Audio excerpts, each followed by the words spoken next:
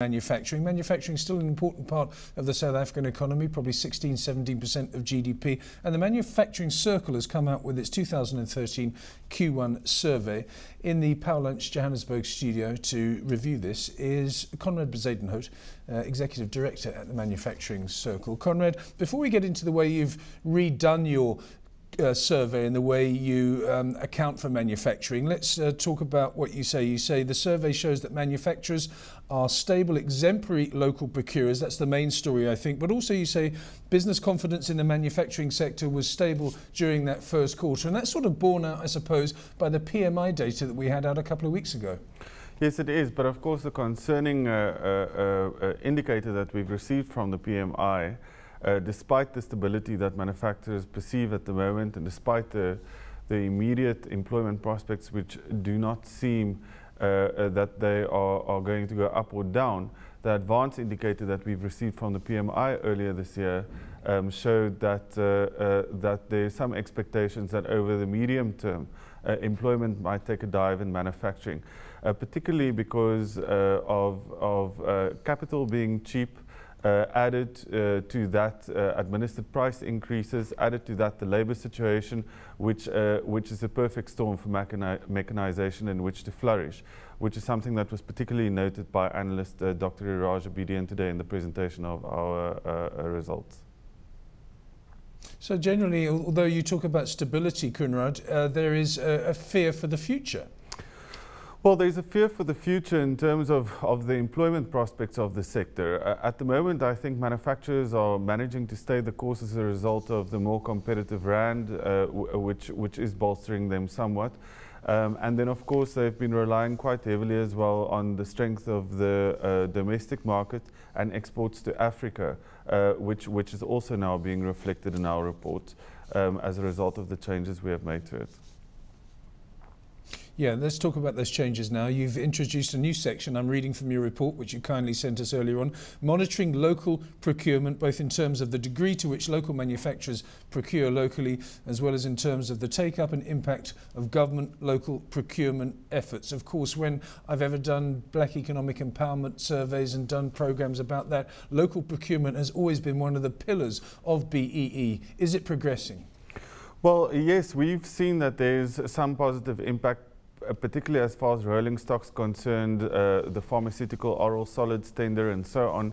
But of course, there's still a significant room for improvement. Only about a third of our respondents have reported seeing any positive benefits from government's local procurement efforts, which is not as good as we've hoped, but it's certainly a base from which to improve on into the future.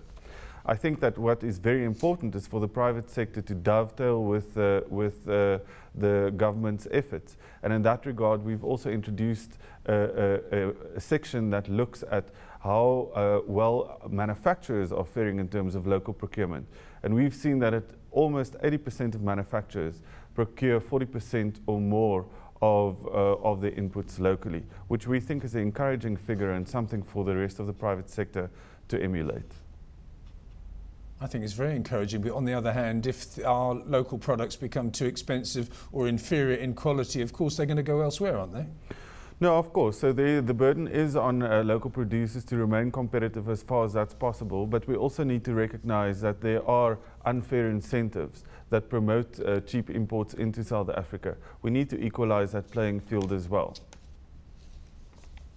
So you are one of these people that think that perhaps poultry imports should be regulated and there should be some kind of tariffs put on, or even cement. We were talking to Ketso Gordhan, the CEO of PPC, earlier on in Pau Lunch, and he was talking about Asian, particularly Pakistani, cement imports impacting the local industry. Do you think we should protect certain industries?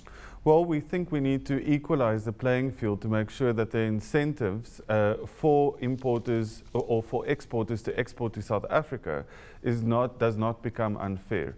If you have a look at some of the trade indications that we have in our report today, you'll see that the Asian markets, Japan, China, India, our BRICS counterparts, their markets are still very much closed to us.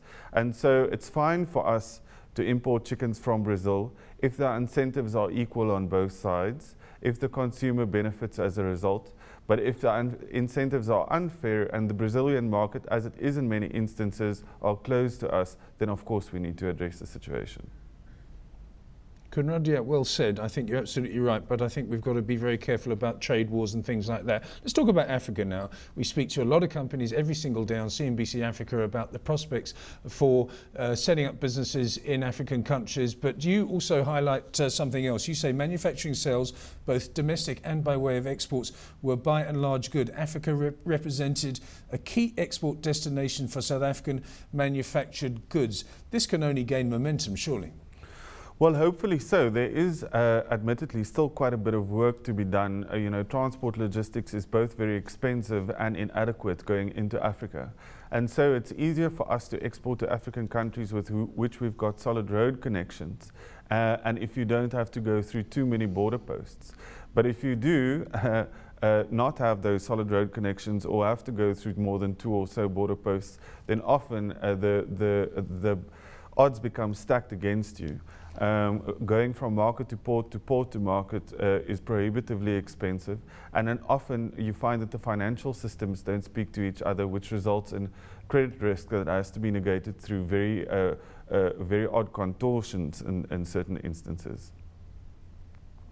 Let's just sort of wrap this up, if we can, Koenraad, by talking about the general prospects for the manufacturing sector of the South African economy. As I said, it's probably 16 to 17%. Maybe it's shrinking, I don't know, but it's certainly still a very important part. You talk about stability a lot in this report, but you also sound a few notes of caution, whether that be the infrastructure constraints that you've just spoken about now, plus a few other things. Over the next year or so, given the environment with labour relations, do you think we're going to maintain the stability that you've enthused about? It's very important that we do not adopt a myopic approach in terms of our labour relations in South Africa, both on labour and business side. And so we need to realise the impact of being careless or reckless in one sector and the knock-on effects it can have on another sector. We have peace and stability in manufacturing at present. It's something that we pay for. It's something that productivity has to compensate for, which it does not also do. But there are numerous domestic policy challenges ranging from administered prices to monetary policy, etc., fiscal policy that we have to deal with. But in addition to that, I just think it's very important that we need to focus on building the local market, providing it with the stability that it needs to move forward, and that we seem like a nation at work rather than a nation at war.